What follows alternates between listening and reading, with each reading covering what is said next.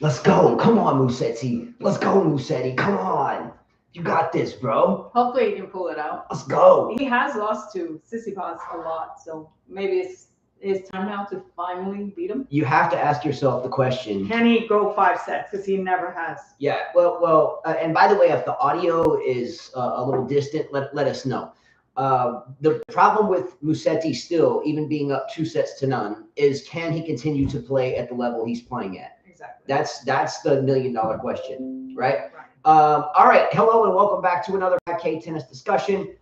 Today is Tuesday, May the 24th, and it is day 3 of Roland Garros. Oh, it's 3-0. Who, Musetti? No. Tsitsipas. Yeah, that's what I'm saying. So just before we started the show, we were listening to Cam Williams doing the Musetti match. And again, we always try to not do our show when Cam's on. We love him a lot. He's a big help for us watching majors at our club because we stream him on the speaker. But we have to feed our kids and we couldn't wait any longer. So we hate to do it at the same time because we miss it. All right. But can Musetti continue to play at the level in which got him up 2 sets? Mind you, that Tsitsipas's one-handed backhand in the first 2 sets was failing him miserably, and he couldn't get his forehand into the court. However, right there late in the second, when he was down, 4-1 or maybe even 3-0 up, 3-1, 4-0, whatever, his Tsitsipas started landing his forehand a little bit. So we figured the match would get tighter. So Tsitsipas, yeah, it did get tighter because I think Tsitsipas was up 4-1 at one point, wasn't he? No, the other way around. So it was Musetti who was up 4-1? Yep. Really? I thought it was. And we have the scores here. I thought here. it was Tsitsipas that was up 4-1. Can you guys check that? Not in the second set. Okay, maybe I'm wrong. Musetti jumped out to a 3-0 lead in the second. You were picking up the kids from school. Okay, Jose P says, I wouldn't be surprised if Tsitsipas comes back in 5. It was Tsitsipas. He was up 4-1, right? Oh, in the first. In the first set. Oh, okay, yeah, okay. In the first set. Okay, love it. All right. It was up 4-1. Okay, so I did see that too. Okay. Justin's hairstyle is epic. By the way, I wanted to start, as usual, with a couple of shout-outs. The first shout-out is going to be a moment of silence tied into a shout-out. But we're going to chill for about 5 seconds as there was another school shooting here in Texas. And 14 people, from what I understand, unless that's fake news at this point, but 14 children, I think 14 students and 1 teacher were killed on the last day of school at another school shooting. Okay. Think about, that's horrible. Think about how tragic that these type of things are, and they're becoming everyday occurrences, seemingly in our country. Seemingly, it's like every day I can turn on the television, there's some mass shooting. Oddly enough, and I'm not going to get into it, we're a tennis channel and sports and whatever, but oddly enough, we were watching a stand-up comedian the other night by the name of George Carlin. I don't know if you've ever heard of this gentleman. I just kind of saw this anyway, but he had a very serious, witty comment about they have outlawed children's toys that look like guns, or made them look way outlandish in terms of where no one would expect them to be an actual real one. But yet there are no controls on the actual real thing. Also, too, here in our area, which is Mobile, Alabama, actually we live in Dauphin Island, Alabama. I'm not sure if this story was local, but there was a group of kids that were trying to play a prank on someone, and they put on masks and they went to someone's door, I think, with their friend's house with toy guns.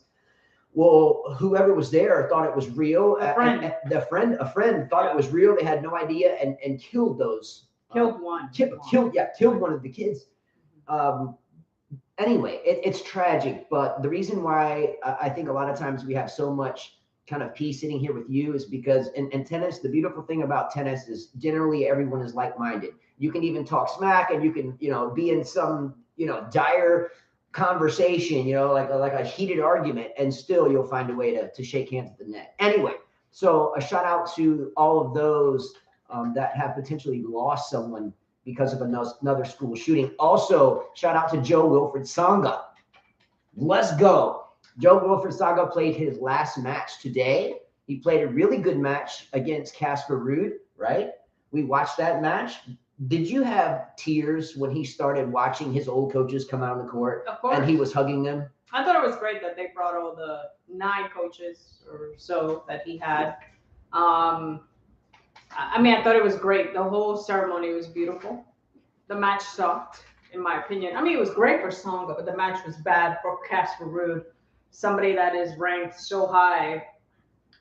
But, looking back at it, I was giving him a lot of crap about it because I'm like, well, let me take that back. He doesn't really have a backhand.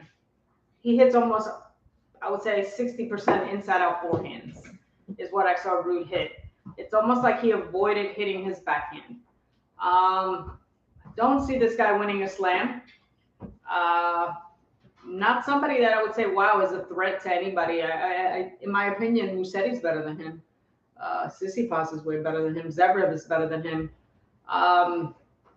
But I also I'm going to give him now some, I might say maybe coming in knowing that Tsonga, it could be his last match, somebody that you watched as a kid, that probably put a lot of pressure on Ruud. Probably, right? Knowing that the crowd would be against you, he probably felt a lot more pressure. I felt like Tsonga had so many chances, especially on the last 4th set. He broke him, but something happened to his shoulder. You can see when he hit the forehand, something hurt. I felt like he could have beat Ruud today. I said I thought he would beat Ruud. Look, it was a good match.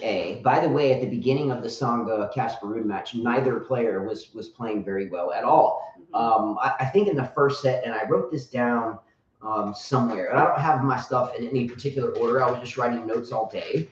But there was at one point they both had above 20 unforced errors, and it was still early in the match. So it wasn't great tennis on either side of the ball, or either side of the court. However, home field advantage is important in of itself, right? Much less if it's a walk-off match. In other words, that this match may or may not be your last, right? There's an extra crowd there. If that match would have been played today without the potential of it being Jo-Wilfried Tsonga's last match, the crowd wouldn't have been near as thick. And Casper Ruud surely knew this. Casper Ruud, first round at a major, and the crowd is packed. A lot of pressure on him for sure psychologically to deal with that. Yeah, I thought about it after, I said, anybody who has to play a match knowing that that's your opponent's last tournament ever has to feel some pressure. I mean, there's a lot of players that have been in that situation. I'm sure it happened to Aaron Christie when he played against Jimmy Connors, knowing that it was his last possible Grand Slam. Epic match. You guys remember that? He felt the pressure as well. So I'll give him a pass for that. But I don't ever see Ruud winning a Grand Slam. I disagree with Justin, what he said in the beginning, that he would get far. I don't think so. He doesn't have the game, doesn't have the weapons.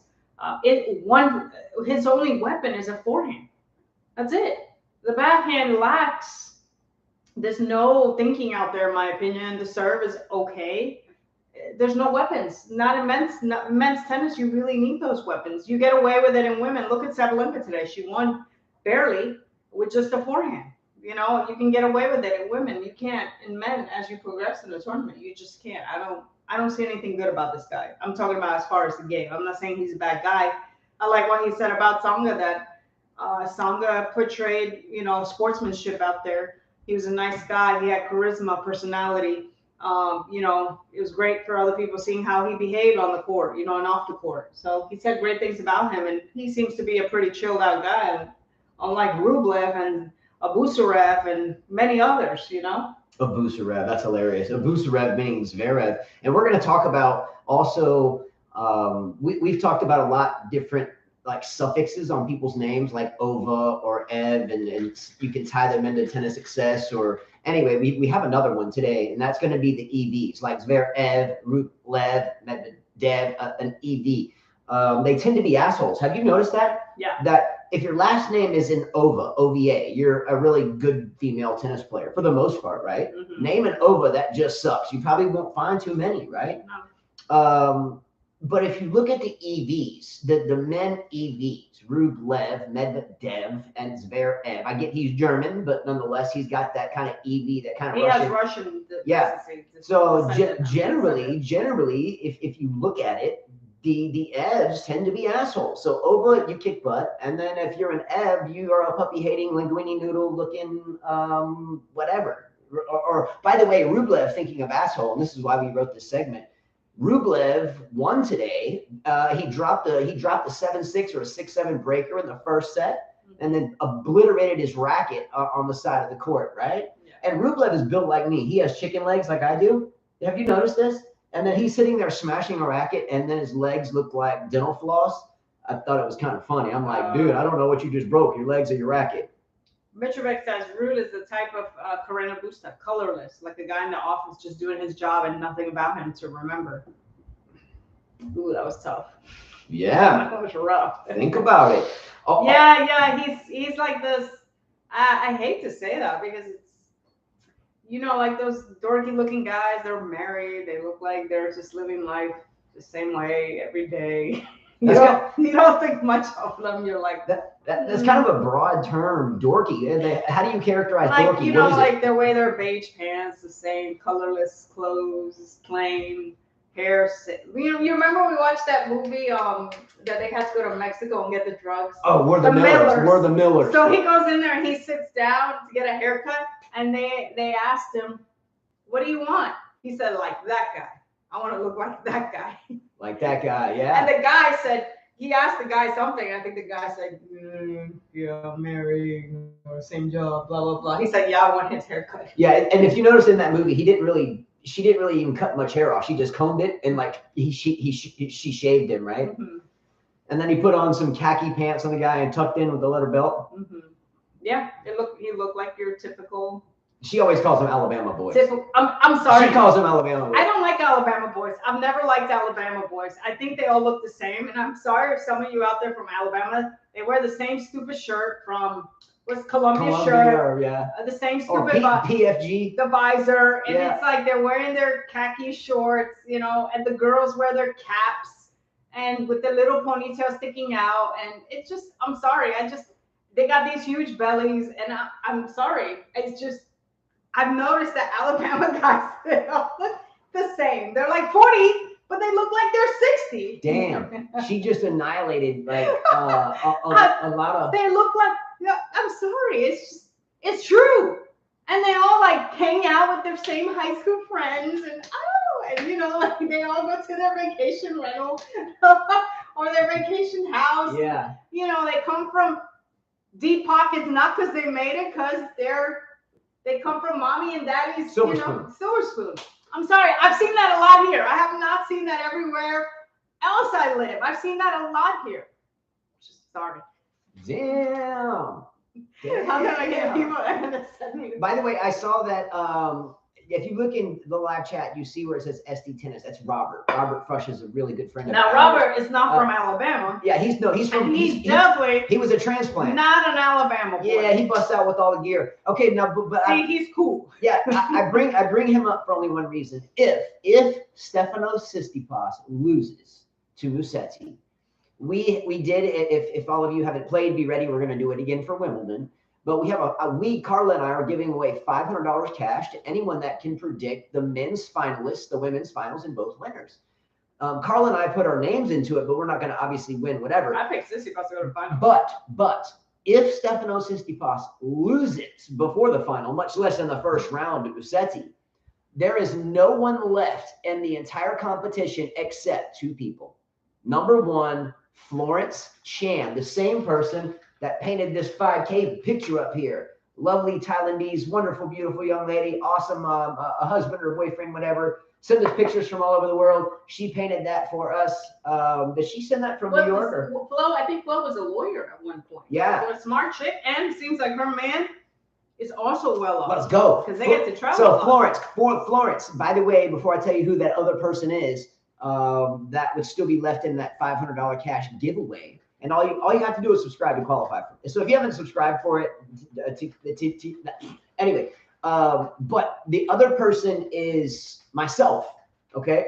So Florence Chan had in her final, Djokovic meeting Yannick Sinner in the final, and Sinner looked good too, by the way. Yeah, and Simona Halep defeating Bianca Andreescu. She didn't look too good in the final. Now the final that I have is Rafael Nadal beating Casper Ruud and Iga Swiatek beating Andreescu.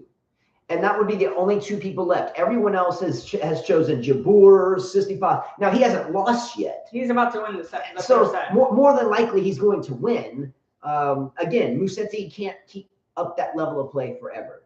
Mm-hmm. You understand what I'm saying? But Tsitsipas has been there, done that, beat some of the greats of all time in 5 sets. Wasn't it Roger Federer at the Australian Open, or was that 4 sets? I think it might have been a 4-setter. I think it was like a 6-7 and then done. I think it was a 4-setter. But anyway, back to the Tsonga match for a moment. Carla mentioned in her synopsis of the Tsonga match that what happened to the backhand.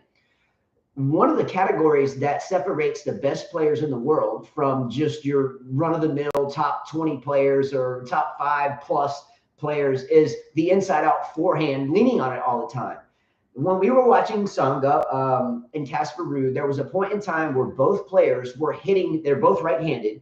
They were hitting forehands from 3 feet into the ad court. So whereas they could have saved about 3 or 4 footsteps, taken the ball early, taking time away from the opponent, recovered, and been back set, conserving energy, they were backpedaling, inside out, backpedaling, inside Casper in. did it way more.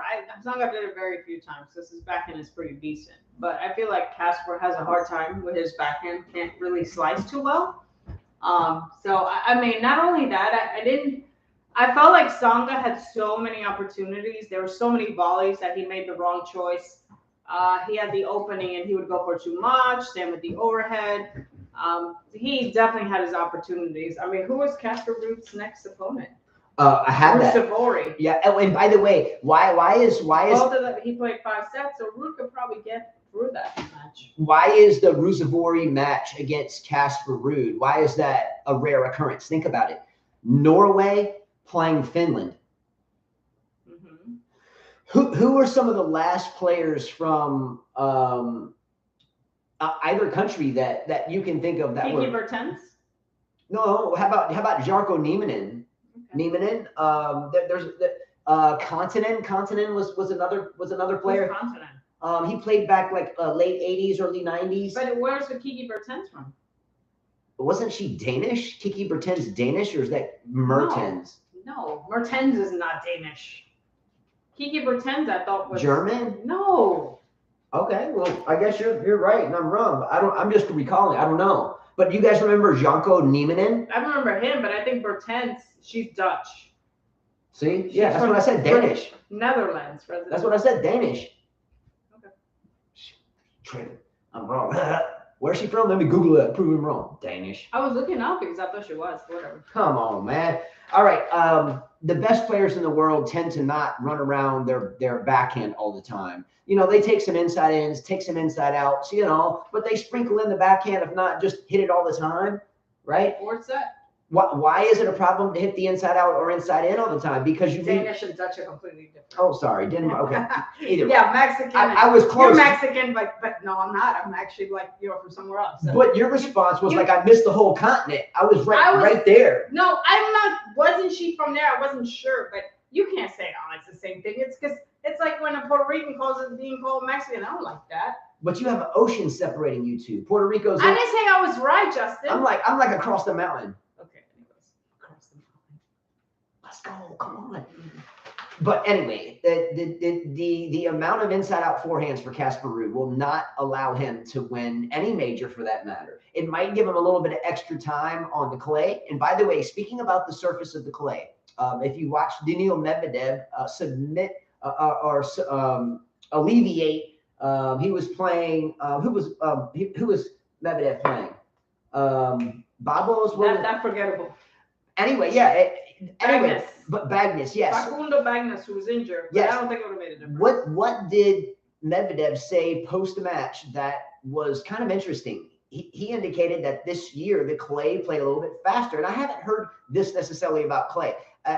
We have a clay club. We pay on club. Do you think it's playing faster? I see it's still playing slow. Let me explain what he said. No, I understand, but I mean, from what I've seen, I haven't changed. Medvedev said that granules, the grains have changed. Now we have a clay club, so we tend to 8 clay courts every single day, and so the surface that we have is Hartru, HARTRU, and There's little granules that are bigger than a grain of sand, but not by much. And they absorb water and they thicken up like a sponge. And then when they dry out, they go back to granules and then so forth, right? Medvedev indicated that the granules were a little bit smaller and played a little bit faster than they had before, which he said, and I quote, the ball is staying a little bit lower and playing a little bit faster. He indicated that that helps him play his game a little bit more. And he also indicated that he did not understand the clay court game as well as he did the hard court game.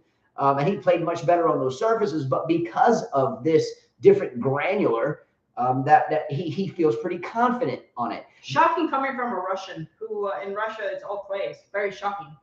Most Russians can play on clay, so I'm shocked that he can't. Isn't the St. Petersburg Open a red clay court tournament in St. But I'm Petersburg? talking about, if you look at the courts, the type of surface that's mostly found in Russia is not hard court. Red clay. Well, European surface is the red clay. Yeah, so I'm it's more, shocked. it's more abundant. To me. Very shocking.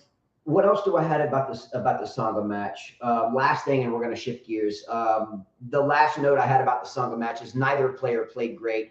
And again, tip my hat to Tsonga's career. Wonderful champion. Last question, and you can ask anyone out here or take any comments.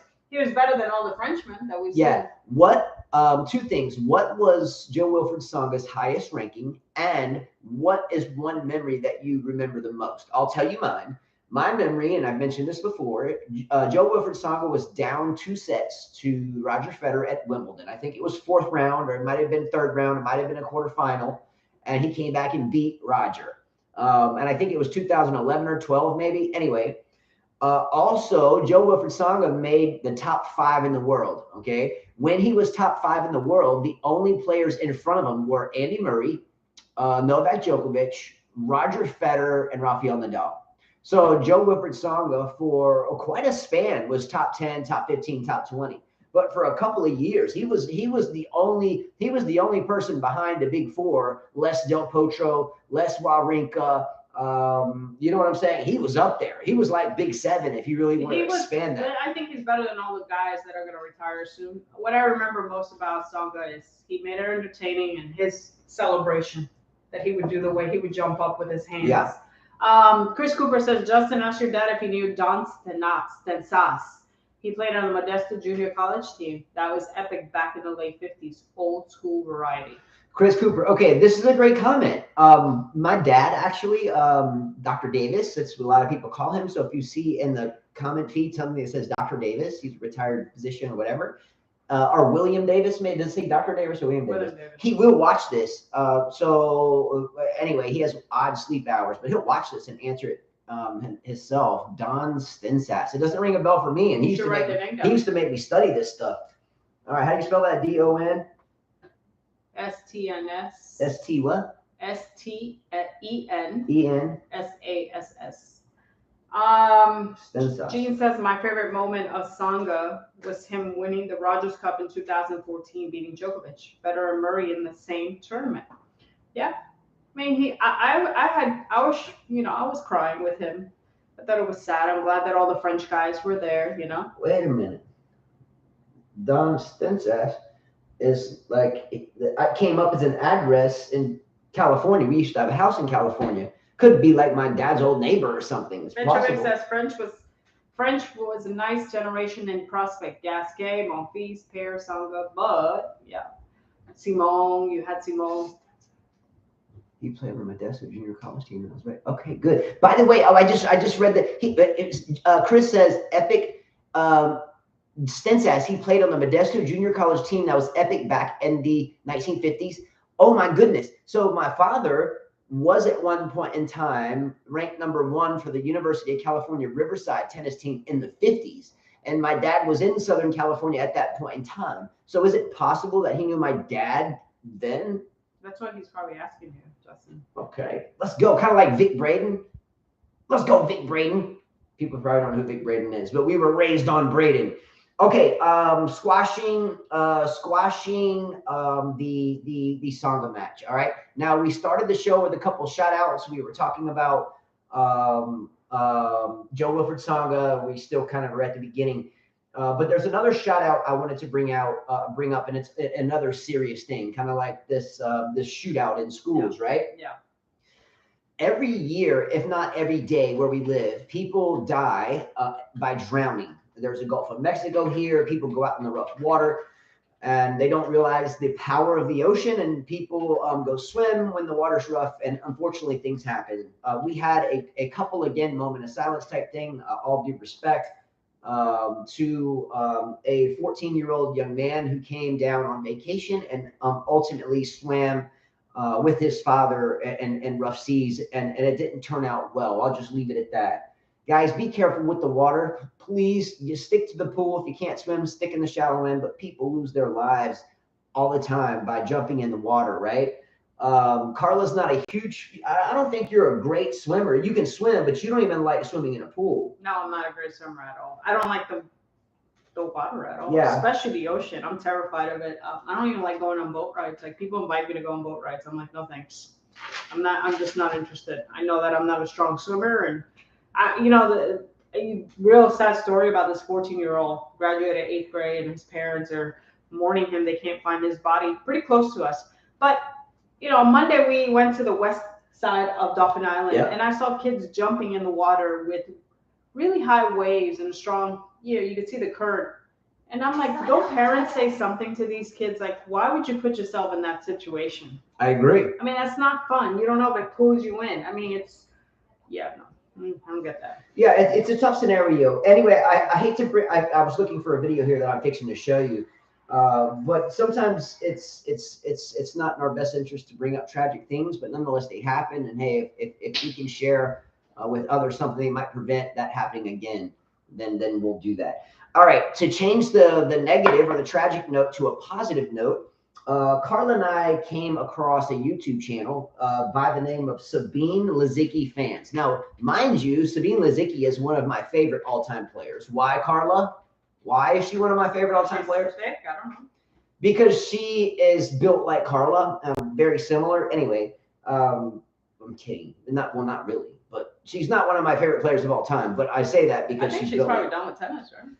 That's a great question. We should ask Sabine Lisicki Fans. Anyway. What have we always done on this show, Carla, since its inception? We've always made fun of girls that grunt, hello, right? And we always do our best to try to throw that in here and there. So today we were watching Simona Halep play once again. And her squeal, grunt, squelch sounded so bad, right? I told Carla, I said, we have to find out if someone out there has done the hideousness of women's grunting at some point in time, right? And we searched it in YouTube and we found this video. It comes from Sabine Lisicki Fans. No correlation. I did message the gentlemen or ladies and indicate I would love to share it. And the title is Top 10 Worst Grunts in WTA History. So I'm just going to play a little bit of it, but I thought it was hilarious, but very well done, though, by the way. So we're going to check this out, okay? All right, here we go.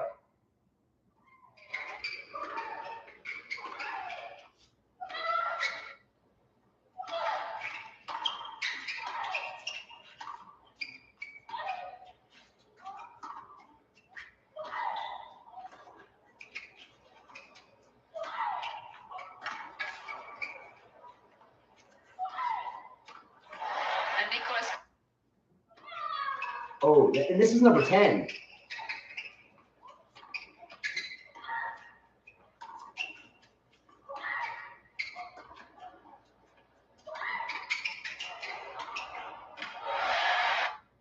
Okay, so that's number 10, and I'm going to speed it up. I'm just going to go to the number 2 or 3 one, okay? So I'm just going to go to 2, 3, and here comes 1.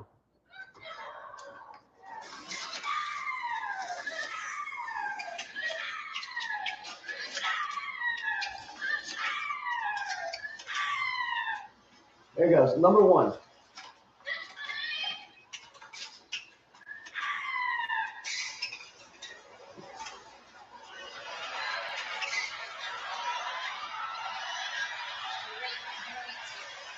Okay, enough said. But oh, this is number 1.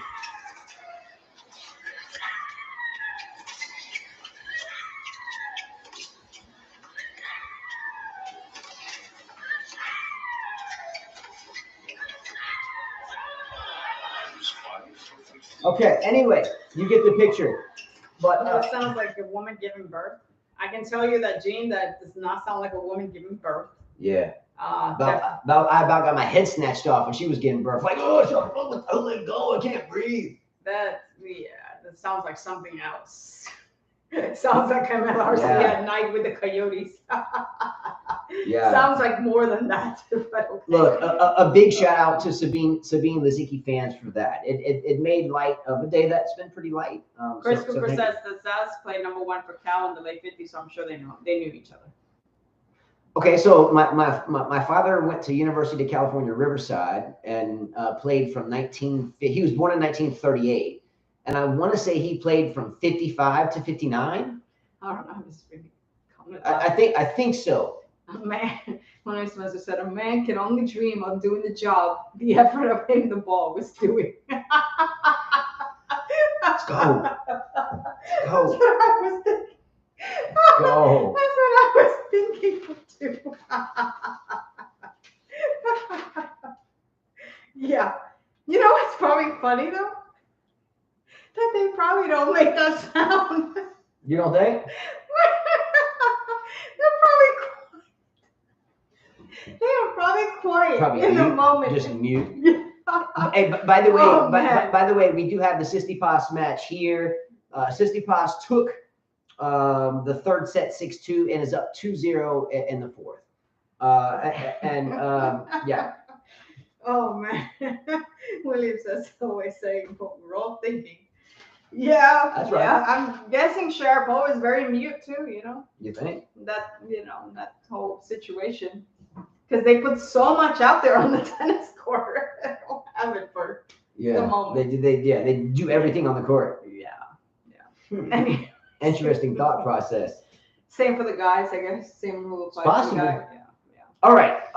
Shifting gears for a moment to a younger player, and this is a French player and a French young lady. Okay, and that's Danielle Collins. Played Pliskova today. She played with the one-handed. Oh no, excuse me. That's the next match. Adriana Jeffitrimo. I have never heard of her, so excuse me the pronunciation. Mm-hmm. But Pliskova played a young lady, Adrian Jeffitrimo. Stefan said Sneezovic that you would have a hard time. All the commentators would have a hard time with her name. Yes. Pliskova takes out this young lady, and I say young lady, she's 23. She had strong legs like Carla. First thing I noticed about her was she had strong legs. There are a lot of girls with strong legs. Don't say strong legs like Carla. Everybody's legs are different. Look, some people say Sabalenka has strong legs, and I'm laughing. The girl that Pliskova was playing had solid legs, and she did a pretty good job of getting to the ball and putting that into her shots. Is all I'm saying, right? Mm. But we talked about a moment ago that Casper Ruud hit nothing but forehands for the most point. So did this young lady. Okay, Pliskova, as always, is going to be Pliskova. She's going to whack the ball. She's going to hit it. She's going to go wide open. That's her. The young lady she was playing, again, pardon the pronunciation, Adrian Jeffitrimo, she hit inside-out forehands the whole time. And then eventually, her footwork wouldn't allow her to keep wasting that many footsteps. Did she hit a backhand? I don't think she could. I don't know. She couldn't hit a backhand. Yeah. But I only brought that up. Shocking that there's pros out there that can't hit a backhand and they're on the tour. Very shocking to me. Yeah. It's almost unforgivable, actually. Yeah. There was no variety in her game, none whatsoever. It was just step around forehand, inside in, inside out, inside in. And I asked myself, okay, how long can she keep that up before she starts to tire? And it didn't last that long. But nonetheless, it was nice to see the young lady. I only brought her up because I'd never heard of her in my life. And we watched and talked tennis every single day, every moment for that matter. I had never heard of her. So good luck to her, but my advice to her would be to please stop running around your backhand and start practicing the backhand. Anyway, Medvedev played Bagnes, right? Medvedev beat Bagnes 6-2, 6-2, 6-2. Okay. I only bring this up because Martina Navratilova, the match that we were watching, she was commentating on it. And these days, it's kind of hard to find anyone that commentates very well without brown nosing or kissing ass or whatever, or being bought off by sponsors or whatnot. Before this match started, Navratilova had one sentence to say about And I think the topic between other commentators was, how does this match turn out? Like, they were asking her, I think, and if you were watching the tennis channel, you'll probably know. Something along the lines of, how does this match turn out? Navratilova said, straightforward, not even laughing, in her normal talk. And think of the accent. He has no chance to beat Medvedev. No chance, zero chance. And then she stopped for a second and said, well, unless he gets injured. And it's as simple as of a comment this is how I wish there was more commentators that did the same thing, right? Mm-hmm. Just point blank, to tell it like it is and get done with it. I really respect her commentating. I only brought up that match for that reason. Medvedev just absolutely shined through that match. Now, the second reason why we bring up this match is you cannot tell me that Daniil Medvedev's coach, that's Gilles, right? He looks like the Hobbit. He looks like he should be in the Shire. So he's Sam Frodo. He is Frodo. Sam Frodo's friend. He is Frodo. And I think, didn't I put Frodo and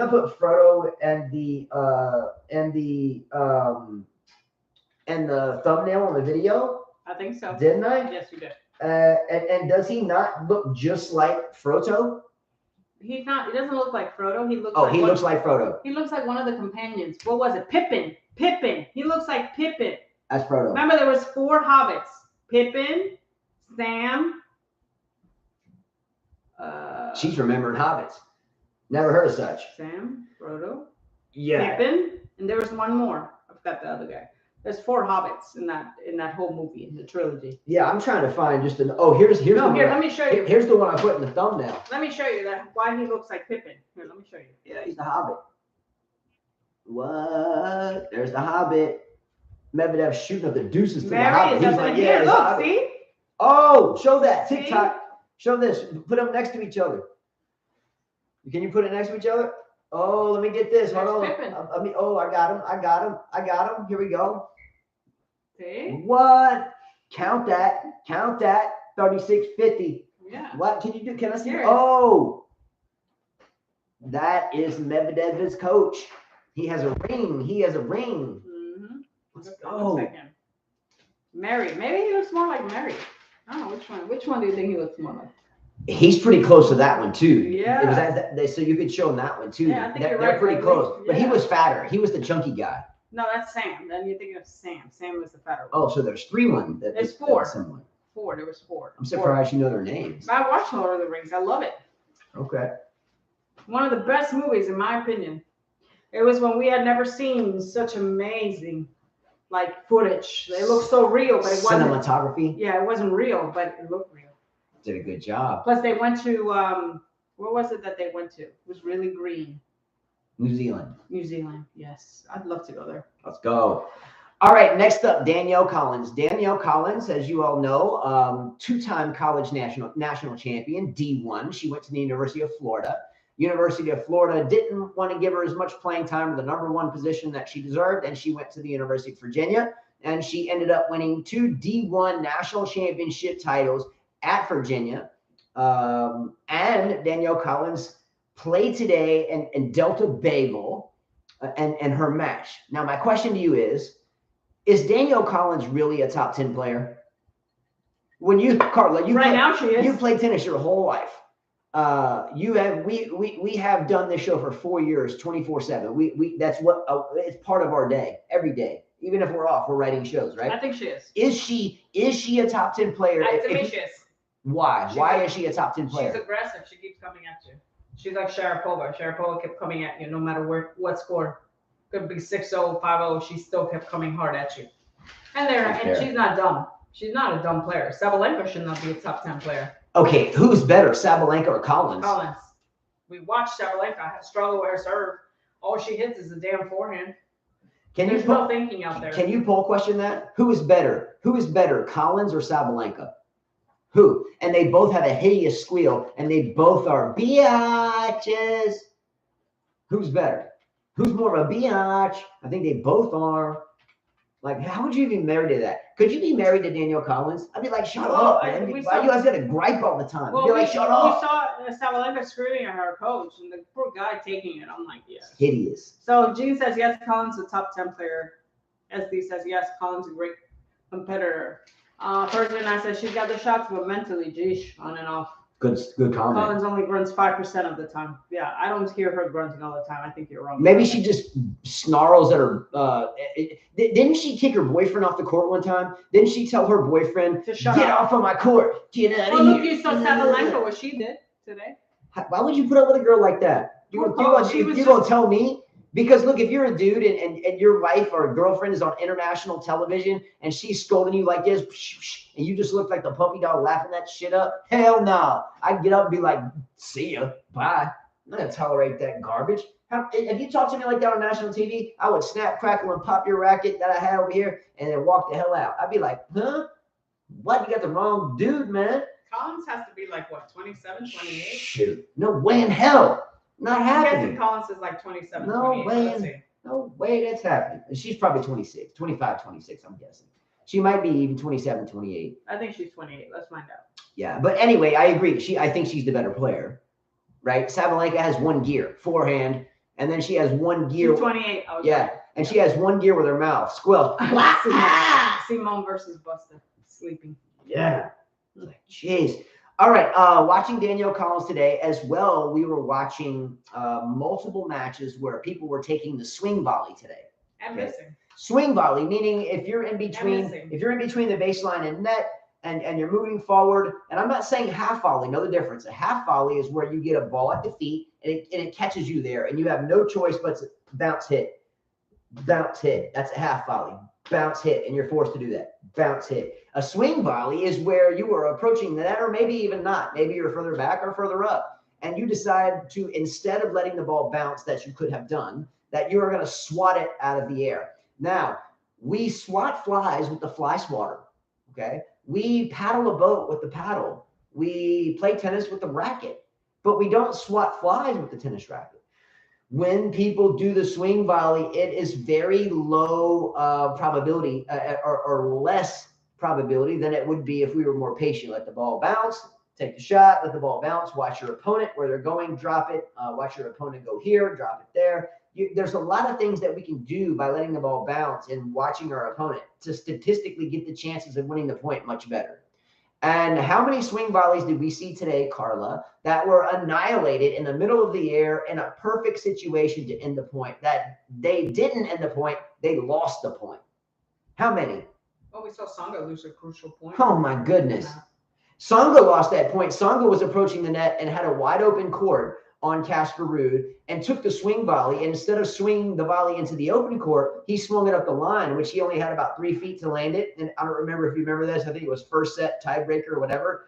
So instead of him taking the swing volley into the open court, that was statistically more doable. He took the swing volley up the line, and he only had about 2 feet of line between him and this line. Do you see what I'm saying? Mm-hmm.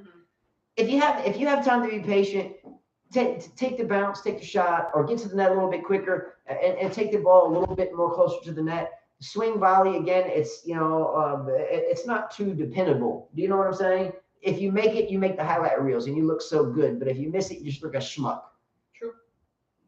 Ego check. Okay.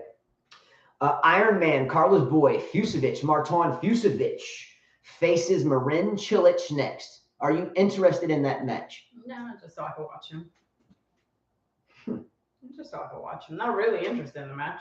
Okay. Chris Hooper says you both are so right. The variety's gone for the most part. Players just don't need all the pieces of the tennis puzzle because the rackets today take away from the attacking game.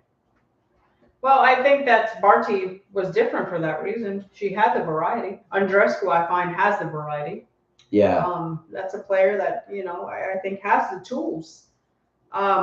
Serena didn't need all those tools, but she had them when she needed them. You know what I mean? She didn't always use them, but she had them. Same as Venus, she had them when she had to use them. She had them, and same with Capriati and Steffi Graf had those tools. They had to in those days. They had to slice, they had to chip, they had to come to the net. But I feel like yes, you're right. The strings, the rackets don't allow you, but if you have variety, I feel like you could be a really great player.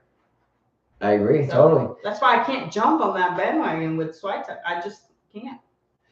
Currently, it's Swiatek and everybody else as we speak. And be careful because hard court time, I think you're going to see Andreescu, then Swiatek, and then everybody else, as long as Andreescu can stay healthy. Martin Fucsovics, again, great job getting through. I always bring him up because Carl is a big fan for more reason than his tennis game. He's fine. Also, another match tomorrow. Rafa Nadal plays a one-handed backhand, Mutet, right? I'm looking forward to this match only because I love to see a one-handed backhand still in the men's game. Mutet better rap because he has no chance. Yeah, just like the Tsitsipas Musetti match. I think it's a sham that if you look at draws over the past 10 years, you'll see a lot of USA players meeting other USA players in the first round. You'll see a lot of Serbian players like, Kekmanovic or Jiri or Krajinovic and Djokovic. They'll play in the first round. You notice this, they have a lot of USA and Serbians that'll match up. But now I think that they're matched up to kind of weed them out, right? For political or for they suck because it's U.S. tennis. He's saying Mutet does not have a one-hander. Maybe I have that wrong. If so, I'm sorry. But it's this French Open. It's like all the one-handed backhands are being paired off against one another. Mm-hmm. And maybe it's Musetti. Anyway, I thought Mutet had a one-handed backhand. Anyway, my fault if not. But this year we've had one-handed backhands squaring off against one another, right? Mm-hmm. It'd be nice to have the one-handed backhand spread out. Okay, yeah. There you go. That makes sense. Well, it looks like Musetti's back on serve now. 3-2 on serve. Let's go. I'm only excited about that because again, we have to give away $500, and we do it happily, but it's tough to do. But if Tsitsipas loses that match, there is only one person beside myself that can win that, and I'm not going to win my own giveaway. So that would be Florence Chan that made that picture. Jack says it was a team that did the shooting. Oh my God. It's crazy. And what goes through a young person's mind or anybody's person's mind when you go into a school and have a mass shooting, and what goes through your head? I mean, what gets you to that point? Is it the parents? Is it some substance abuse? Or what is it? How do you get mentally to that point? Is it bullying? Is it sexual harassment coming from other people? The suspect is dead. Is it gender identity? What is it that causes these mass shootings, and how do we deal with it? It's not the guns that do it.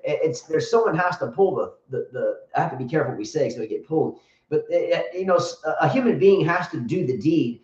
How do we stop that? How do we stop this madness from happening? Because it happens all the time. I think this is one of the big things between East and West sociology. In other words, you have, let's look at, say, Russia and Ukraine now. Right now, Russian players and players from Belarus can't even fly their flag because there's a difference of left field and right field, or East and West. There's certain isms and ideologies and things that in the West are acceptable, but at the same point in time, if you go to the other side of the track, it's not acceptable, and your life can be ended, and the future of generations of families moving forward can be upended. So we have to, there has to be a line drawn somewhere, and the line is drawn currently, especially in tennis and the Ukraine and Russian conflict, right? There's a line drawn, and these tournaments, France and Wimbledon, are on the front lines. Here in the U.S. Open, it's like, hey, we're way over here, whatever. But over there, it's a battleground, and it's kind of morphed into the game of tennis. And if you don't see it, we're foolish. But it's there, and tennis is a battleground of geopolitics currently. And if you don't understand that, then read a little bit and think a little bit about it. And maybe it doesn't affect you, but it really does, because it has to do with the athletes and the sport that we love. It does affect you. It affects every one of us, right? First 09 said, what are the picks in the half? Which half? Men's, women, the second round, you mean? I guess I'll wait for Justin to come back and we'll do that. Let's see. Going back to the score, it's 40-30.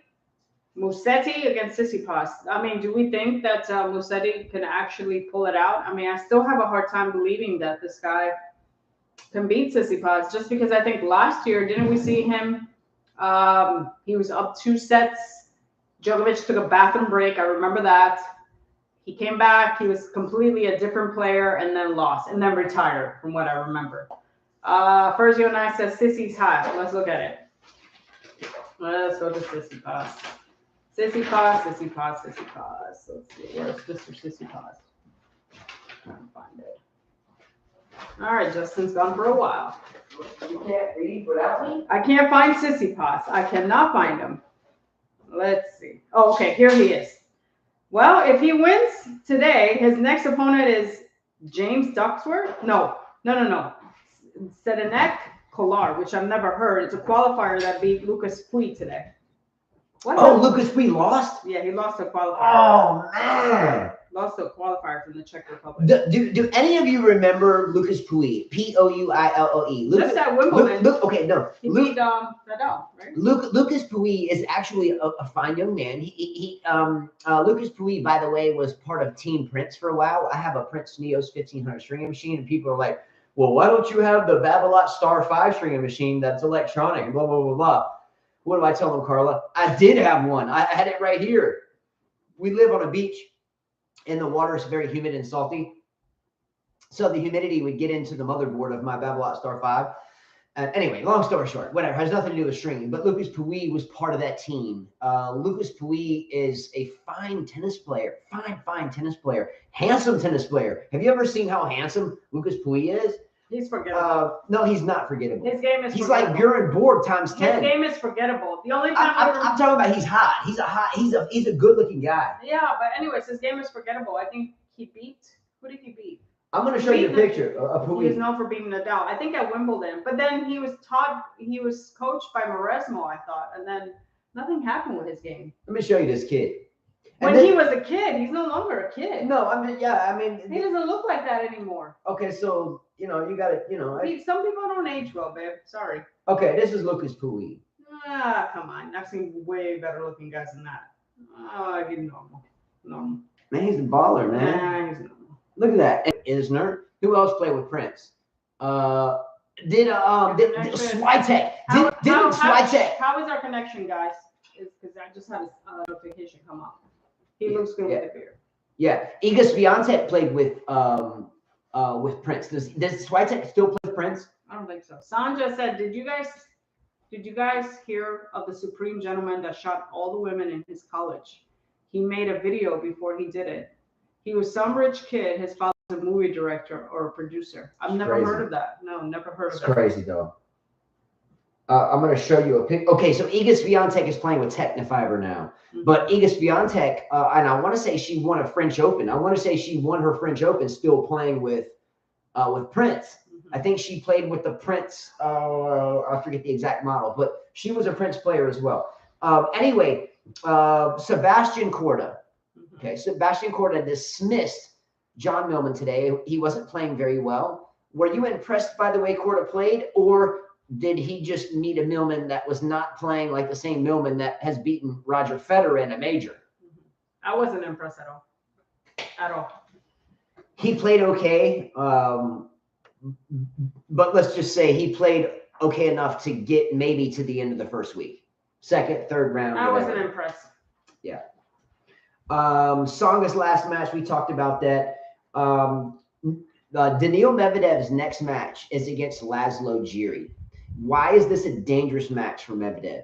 That's a tough match for him. Didn't Laszlo Djere play Felix Auger Aliassime in like Brazil or Acapulco or somewhere on the South American? Brazil, maybe? A long time ago. And didn't Laszlo Djere get that championship on the clay? Didn't Laszlo beat Felix in that final? Anybody beats Felix in the final. So what I'm saying here is here is Daniil Medvedev that is admittedly not very good on clay, even though he likes the speed of the new granular red clay surface. We talked about that earlier in the show. Is it possible though that Laszlo, Serbia? But Djere hasn't been the same player too. He hasn't been the same player. He won that tournament, and he hasn't been. You drop a tax or something. That's all right. We'll get it. So he hasn't lived up to what he could have been, in my opinion. But he can beat Medvedev. Do you think that Djere? Do you think that Laszlo Djere has a definitive shot to beat Daniil Medvedev? I think so. He's got better shot than your Opelka or Thiem. Yeah, I think so. I tell you what, I think that Djere will at least win one set. So if there's a bet you could take in Vegas or on DraftKings or something. That was a hard prediction. What? I think he could win one set. One set. Ooh, very tough. the second ranked player in the world against someone one set. Of course you'll win one set, Justin. Of course. Would you bet your money on that though? Yes, of course. It's clay, not on any other surface. So if you had like $100 to your name and that was I do, but yes. You would take him to win a set or lose a set? To win a set. You have to think about the bet though. It's so it's easier said than done. If you put your money where your mouth is and you actually think about that, would you? Okay, let's put it this way. We have 5 children. Let's say that little Justin, our youngest, needed a pair of shoes, and all we had was $100. And think about it. I would bet. I don't have to think about it. But let's say let me give you 3 choices. A, you can take the bet against he get it. B, you take the bet he doesn't get it, or C, you could just not bet at all. Oh, I would bet it. So you could keep your monny. I'm telling you, don't keep going. So Jerry's gonna win a set. Yes. Okay. I don't know. You just said he rewind But I'm saying, but maybe 30, so, maybe not. seconds. Would you bet your money on it? Yes. Okay. So Carla bets her money that Jerry will win a set. Fair enough. See what happens. All right. Where are we at? Where are we going next? Next thing I had written here is Tiafoe has a booty. We know this. Tiafoe has an ass. Michael Walker always says this. Man, he's Rip City too. Oh, he's like LeBron with a butt that's shorter. He's got a bigger butt than all the girls. Man. Also, too, we were talking about beards and Rip City. We talk about beards a lot. Fabio Fognini, we call him the beautiful beard. Okay, he's also silky smooth, looks so good. Look at my picture. And I don't have to talk like Nadal, but I look like it, and I can look even better. Benoit, don't forget about Benoit Paire. He lost. Benoit Paire, by the way, goes down to Ivashka. Now, oddly enough, we had to watch, it was a pleasure to watch Jo-Wilfried Tsonga retire and so forth, and Benoit Paire come out and so forth. But what happened? What the hell happened to Benoit Paire? I mean, Benoit Paire, once COVID started dissing everybody and dissing the tour and blah, blah, blah, blah, started posting videos about him chilling and not needing any fan support, blah, blah, blah, blah, blah. And fast forward now, homeboy can't even beat Ivashka in the first round of a major that took place in his backyard. Come on, man. Get your beard out of your ass, dude. Do something, man. What? Talk about a fall from grace. But yet, was Benoit Paire really a graceful person in the first place? No. Here, let me kick my collar up real quick, Carl. Let me pull off a Benoit. Is he still playing with the collar up? Here, I'll be a Benoit Paire. I don't think he's playing with the collar up. Oh, he's got the collar. I don't think so. Here, I'm Benoit Paire. Oh, I got a beard. I can put a sandwich in my beard. You guys remember the WWF wrestling cartoon when you were kids? There was a guy. He what was his name? Lyle Zato or something. He was in the cartoon. He had all this long hair, and he would pull out big sandwiches from his beard. He'd be like, "I'm hungry," and he'd be like, "Pull out a sandwich, scarf it down." He'd go back to wrestling, and then he'd be in the middle of a match. And he needed energy, and he'd be pinned on the ground. He'd be like, "Pull out another sandwich," like Popeye and his spinach, right? Benoit Paire is hiding shit in that beard. Okay, he's got some lummy in there. Cool. I don't know. He's kind of skinny, so there might be like methamphetamine in there or something, because something has to explain how much of an idiot he acts like. What the hell, dude? Yeah, he needs to put something. You know how, look, how many times in our lives have we waited tables, Carla, or cooked in kitchens or had restaurants, and we have to wear these nets on our hair? Even though we don't like the look of the net, it's just that the health department makes sure you wear a net because you don't get hair in the food. Benoit Paire needs to have a net on his damn beard when he plays. Because, dude, look, if he scratches the beard, you know how slimy that crap is after a tennis match? You know he's going to scratch it. And then I got to shake hands after the net. What is worse? Shaking hands with Rafael Nadal at the net after a match when he's been digging in his ass, or B, Benoit Paire scratching on his fuzzy pubic hair beard all day? What's worse? You taking Nadal ass crack or Benoit beard fuzz? I'd rather shake Nadal's hand. Really? Yeah. Because you like that booty. I don't like him. You like that? Why would you want to touch crab fingers? Because Benoit Paire is nasty. He's just nasty. Poll question: Would you rather have Nadal stink finger or Benoit Paire? First of all, his shorts are there. So how does he have? So now you're thinking below the belt. Carla's thinking below the belt. Go figure. He has shorts. So if he's picking his ass, he's not getting to his butthole. But sweat comes through. You're getting ass funk in that. You're getting slimy ass. Don't you guys go to the bathroom and like whatever, and some of you don't wash your hands, And some of you guys like pick your nose and whatever, but you're worried about Nadal playing a match in front of live TV, pulling out his underwear. William Spencer even says the wording of this poll will be good. LOL. Can you type this, please? Would you rather have stank finger? Would you rather have stank finger or funky beard finger? Hold on. Huh? You better get a stanky finger. Look, I don't know, but I wouldn't want any of that. Nadal's like, here, let me serve. Hold on. Let me serve. Let me dig in my ass. I've been serving for 5 cents. Could you imagine? What would you rather have? What would you rather have? Stinky finger from Nadal? Stanky finger from Nadal? Or funky beard from Benoit? Okay, but think about this. Do you remember when Rafael Nadal played Novak Djokovic and the Australian Open and had this epic battle where they couldn't even stand up because it took so much out of them? We were watching that. It was like Panama City, right? We were like in Florida then, right? I think we were in Florida. Isn't that right? We were in Florida? Anyway, could you imagine the funkiness of Nadal's finger after that match? His finger was in his ass for hours if you add it all together. And then having to shake hands and a hug at the end, like, hey, I love you. You played so good, Novak. Let me wipe my sheets all over your face and your body. You played so good. Let me wipe my sheets all over you. Like, I played okay, but my shit was on my hand, and I didn't mean to wipe it on you. But I'm glad you played very well. Not only did you lose, but I give you shit. Okay, that's what you get. Thank you for playing so good. Smell me later. He's short. Yeah. He's short. Stanky finger. Are you telling me you guys don't pick your ass? Like, don't pull out your underwear? Well, maybe you don't have an ass. I don't get underwear in the booty because you don't have a booty. So now you're talking about the ineptitude of my ass. Some guys shake it from the front. Okay. I see it on TV. So far, 67% says stank funky beer from Paire. See, told you but so. It's not done. Told you it's so. It's only 6 votes. Stank.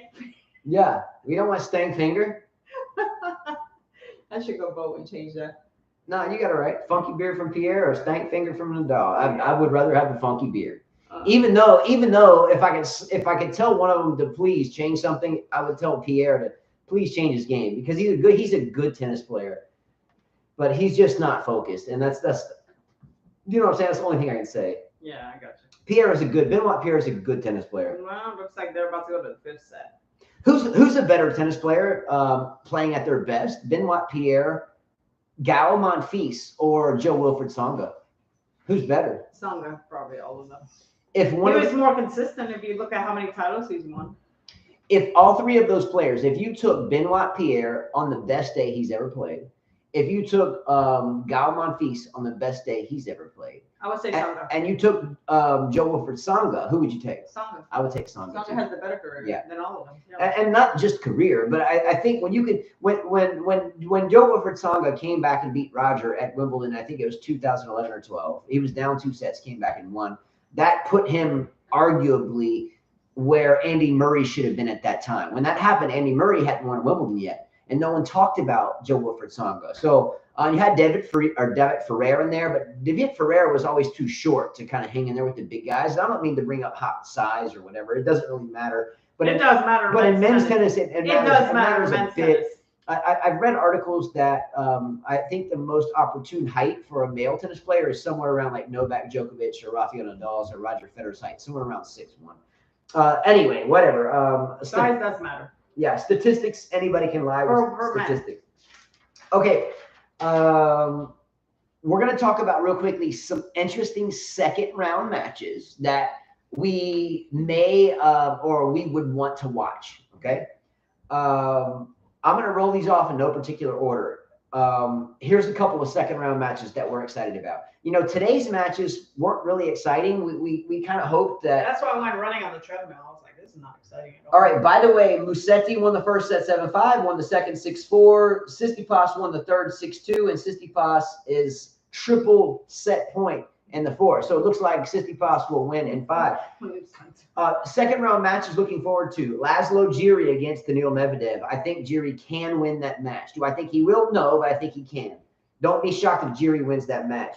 Bublik Kekmanovic, another Serbian. You guys know I love the Serbian tennis players. They have such great stories. and heartfelt stories, especially during the Kosovo and Bosnia war, where a lot of the players were practicing in swimming pools that were drained out because bombs were falling on the land above them. And it always makes a good story. Don't forget about Helena Yankovic and Ana Ivanovic and Tipsarevic, and the list goes on.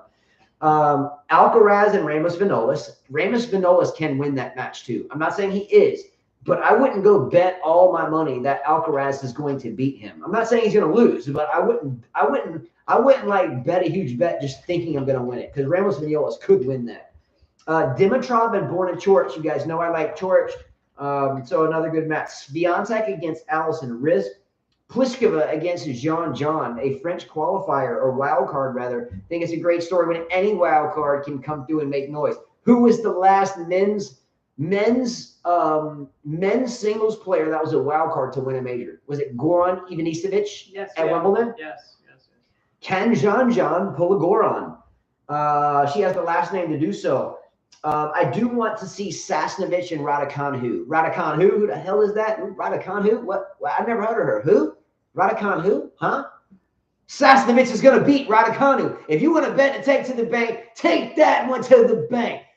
She is going to dominate the doors off of her. Sasnovich, from Belarus. She can't even fly her flag. Because a whole bunch of stupidity. Raducanu, take your ass back to your coach. But wait a minute, you split with like 7 of them. You can't even remember who your coach was because you went to the Met Gala after you won a fluke major and then split with this guy and then split with that guy. And now you got this Met Gala outfit on. You look like an alien from the planet Mars. And now you're hanging out with Celine Dion and Lady Gaga. And now you don't forget that you're a tennis player and you're still very young and you still got to practice. Raducanu, you don't forgot you got to practice. You don't forgot that your ass got to work. You don't forgot that you got to work. And now you got nothing. Sasnovich, let's go. Take it to the bank. And Sasnovich, by the way, will not be able to play Wimbledon because of some stupid shit. So let's go, Sasnovich. Let's go ahead and take this French Open. Let's get down, Sasnovich. Let's go. I'm taking Sasnovich to win this tournament. Might as well be her. Let's go. Like tennis really has anything to do with your Putin invading Ukraine. Let's go, Sasnovich. You're my favorite to win this piece. Come on.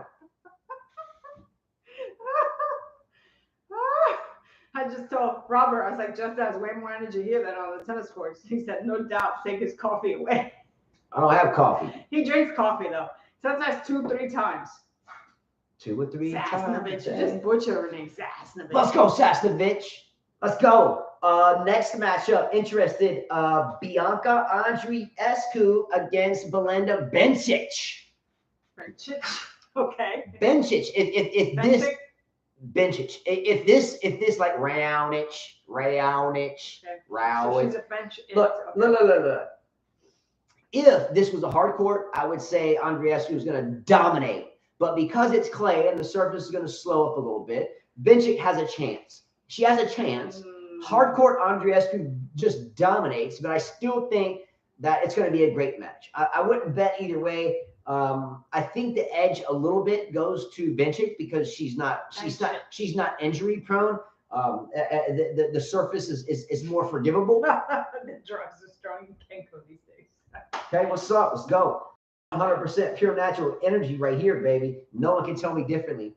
I heard that shit all my whole life. I was in the car business. I used to outsell all these people. And they'd be like, that dude's on something. I'd be like, all right, well, fuck you too. And it's not the case. My dad's the same way. I've thrived on that my whole life. You have energy in certain areas. I thrived on that my whole life. Meaning like the show, he loves it. On the court, he has some energy and then it goes away and then he has some energy. But here he has the energy. Yeah, when you hit a ball your whole life, and now I have passion for coaching when I'm coaching, but sometimes when I'm just playing or just hitting the ball to practice, I'm like, what the hell am I still doing this? All right, what's next on the list? Yeah, look, there's multiple friends that I have that were NBA and European basketball players, right? D1 basketball players, went to the pros and then retired. And then, you meet them in different businesses or talk shows or whatever. And the story is always the same. I love to coach it. I love to share it. But if you put me on the court, I'm just like, man, I just want to go eat. Okay. Anyway, Anisimova, Amanda Anisimova playing Donna Vekic. I've always cared. I've always liked Donna Vekic. I get she got into some drama with Wawrinka and that whole deal. Who cares? But she's a fine player, and I enjoy watching her play. I think Anisimova will win that. Upset alert, Muhova. Muhova has an opportunity to upset Sakari. Yeah, Okay. absolutely. Yeah. Watch out for that one. The Finnish versus Norway match, Casper Ruud against Rusabori. It's very rare that you're going to see a Finn face off against a Norwegian, especially in today's climate of tennis, which is on the downturn for the most part, right? Also, Musetti got broken first to fifth set. That match is over. We knew that earlier. Mm-hmm. The shit, I forgot what I was going to say. Whatever. You were talking about all the matches. Yeah, but I was talking about some. Oh, I remember. Ons Jabeur was a Tunisian young lady, right? And she lost in the first round. Yes. So she was one of only two, if I did my research right, one of only two female, if not male and female combined, WTA or ATP players that was from the continent of Africa that was still alive in the tournament. The young lady from Egypt, what's her name? She made it. Was it Sharif? What's her name? Sharif, yes. Is it Sharif? Sharif, yes. She's from Egypt, and she is through. So correct me if I'm wrong. Sharif, yes. Is Sharif the only person, male or female, from the continent of Africa, which is a big deal? Gene Swart, what's up out there in South Africa? Let's go, Gene Swart, who we love a lot. Gene Swart and Thomas Cheek do our fantasy team and tennis racket giveaway, or a tennis racket giveaway. Most people don't associate it. That's more like a $500 cash giveaway. And it sounds like there's a lot of people that are safe that Tsitsipas is probably going to pull this match off. Best of the day and worst of the day. I get this from the Dan Patrick Show. Dan Patrick is a U.S. sports commentator that we listen to a lot, and he always does a best of the day and worst of the day, or best of the week and worst of the week. So we're going to do a best of the week and worst of the week for Dan Patrick from NBC Sports. Okay, so best of the day was Jo-Wilfried Tsonga retiring, and when he hurt his shoulder deep within that match, he didn't quit. We thought he was going to walk to the umpire chair and throw in the towel, but he didn't. He played it out. He even threw in a left-handed overhead. Remember that? He threw a lot. Yeah, we can tell his arm. And he didn't want to swing at the right hand, so he kicked it to the left and hit the left-handed overhead.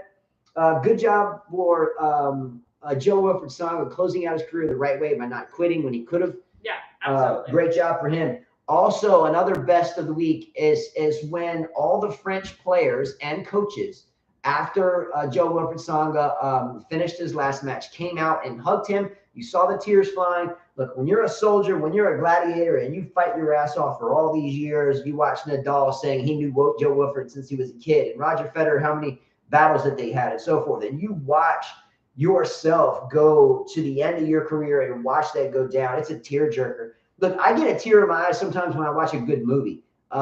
I had mad tears. Call me a week back. I don't care. I had mad tears watching Tsonga retire. Someone that I really looked up to for a lot of years.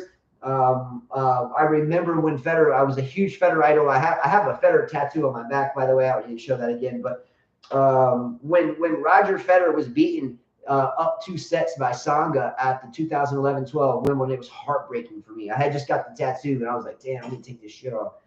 I was really upset about that. But nonetheless, I always will remember Jo-Wilfried Tsonga for that. Worst of the week. Worst of the week. Aryna Sabalenka yelling at her box when she was getting smoked by whoever she was playing, Paquet. Early in the match, she lost the set. Sabalenka was like, well, blah, blah, blah. Now, also, too, Coco Gauff was reprimanded a little bit. Not reprimanded, but Coco Gauff during her match was talked to or spoken to by the referee in the chair. And she was kind of warning in a way, not really. I don't want to exaggerate or fake news, but she was telling Coco Gauff that, hey, you and your dad have to chill out with the hand signals type thing. Why wasn't Aryna Sabalenka talked to inherently about you're going to your box so everyone can see it, the camera's in your face, and you're yelling at your box, who knows what they're doing? How is it that Coco Gauff gets nearly reprimanded for her dad throwing up a hand gesture, but someone with the likes of Aryna Sabalenka goes over to her box and speaks loudly, vocally, to the point you're like, shut the up.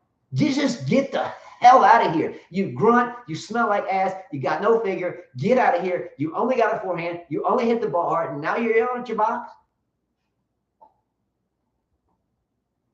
Feel sorry for Coco Gauff because she didn't do anything and she was chastising it, but Sabalenka yelled to the whole audience and we all knew about it and she got nothing. The bird. Also, another worst of the week, Andre the Catman Rublev. The Catman. All right, has anybody ever seen the Rublev dressed up in his cat outfit? Has anyone ever seen Rublev in the cat outfit? Let me just go ahead and show you. But Justin used to like love Sabalenka. Okay, Rublev just got caught on your kitchen counter. Hey, there's Rublev right there. You see that? He looks angry. That's Rublev. You see it? Do you need another picture of Rublev? Meow. He's a little He looks meow. angry. He's a little man boy. Oh, he's cute.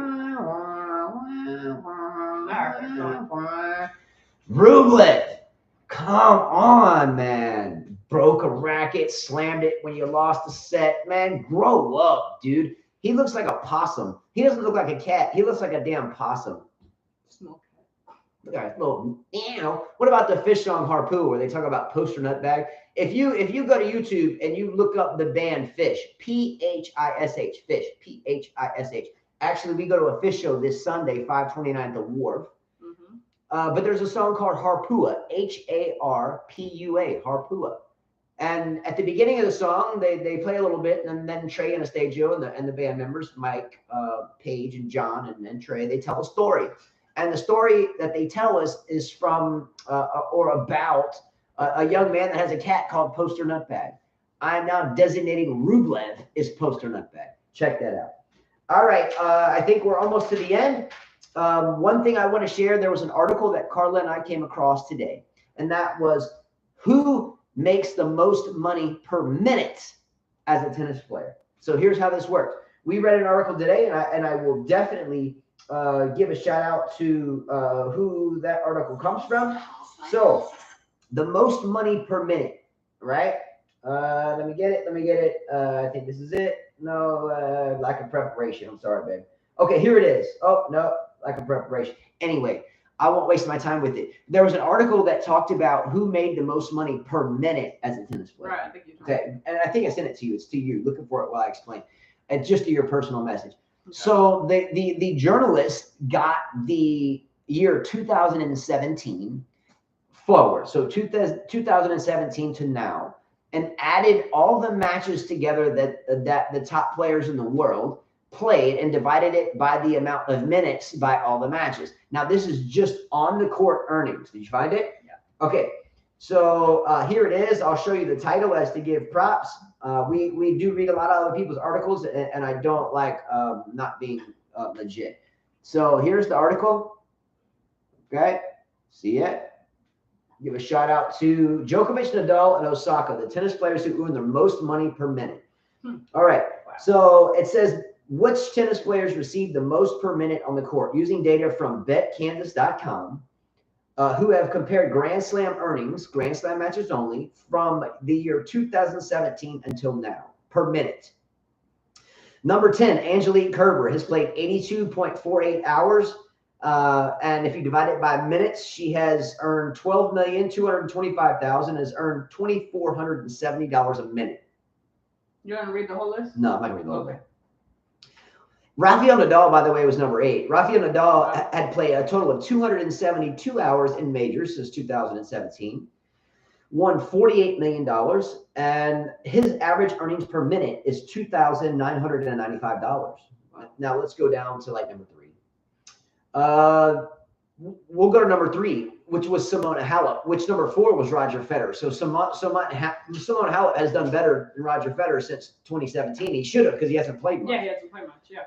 Simona Halep has played a total of 114.51 hours, has won $23,171,000, and is estimated to have won $3,372 per minute.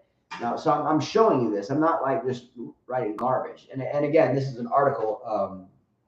Number 2 is Naomi Osaka, who averaged 20 million, who made since 2017 on court only, not including 9-figure endorsements, just on court earnings.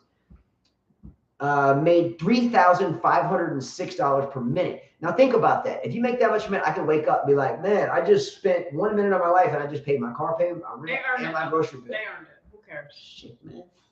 I don't make that much money in a month, much They less earned per it. minute. That's why they became good. Number one, Ashley Barty. She played a total of 96.25 hours.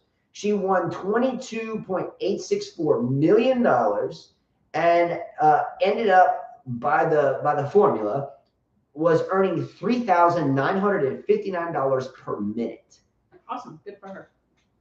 Man, might want to work hard in tennis. Yet it's extremely difficult to be really, really, really, really, really, really good at tennis.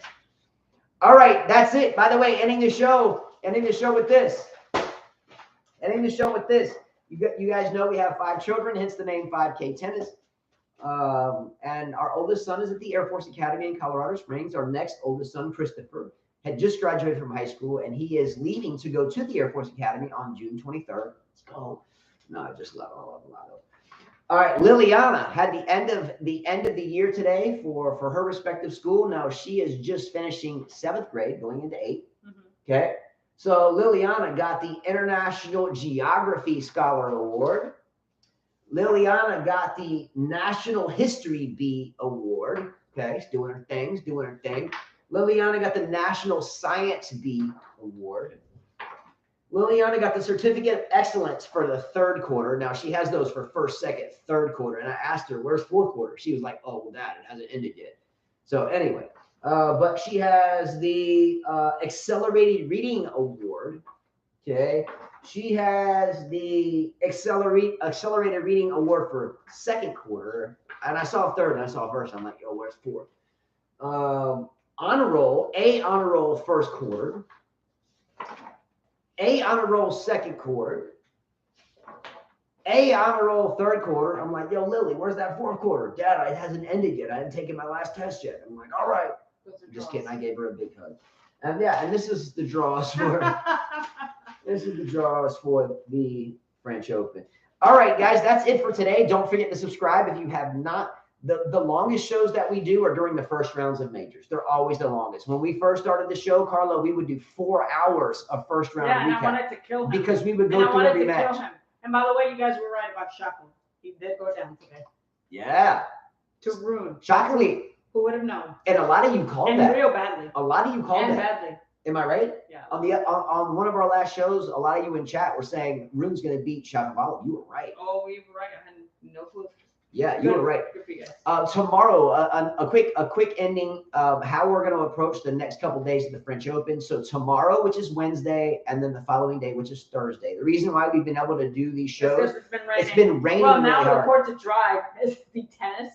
They're dry. People are going to go. But we have to drive an hour and 10 minutes one way to go clean courts, and then we clean the courts. Then other people play on them. We don't even get a chance to play, and then we have to leave, and then we go back to clean them again because it rains between. And the rain percentage is up. It's like we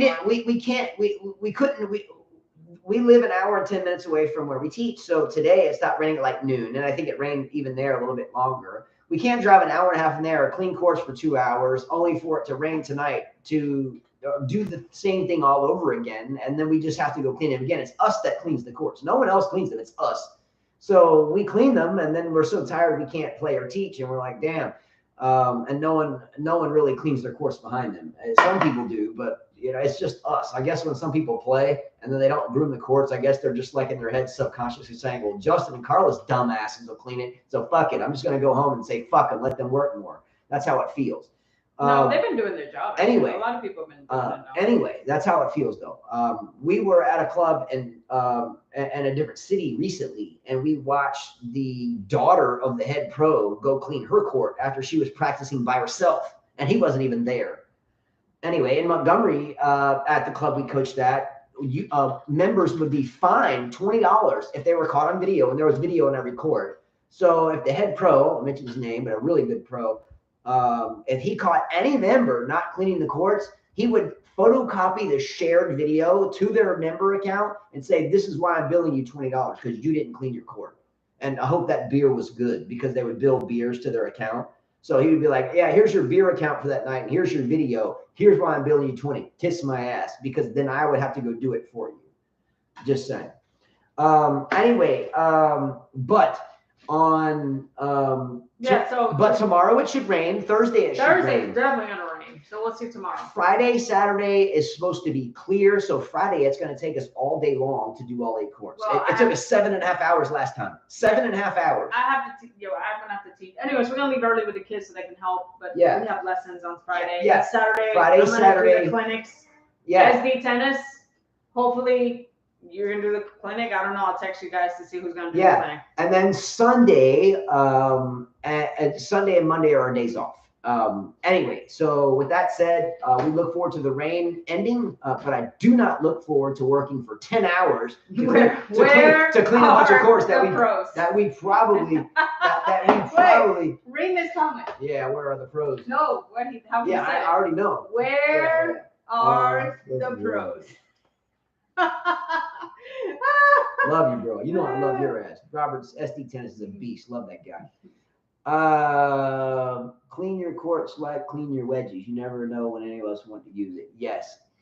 I agree with you. Yes, look, it's like picking up your trash. Where are the pros? It's like picking up your trash, right?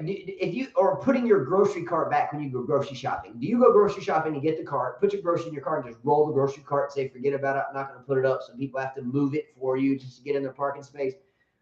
When you play on clay and when you get done playing, if you walked onto the court and the court is groomed and the lines are done and it looks great, I get it if you walk on it and it's not done. I get that. But we do the courts every day, 3, 4, 5 times a day. And we do it before people play. Some of you you're watching are not members and you're getting caught on camera. You're going to be exposed really soon. Not by us. And by the way, the non-members that are watching this, which is probably like a couple, we have live security, and there was multiple of you that are on video right now, and we've already been talking about the fees. They're already piling up. So if you're watching the show and you come out and you're not a member, and even if you are, but the time of screwing everybody in the ass because you're lazy, it's done. Because you're about to get you're about to get asked to leave or pay it.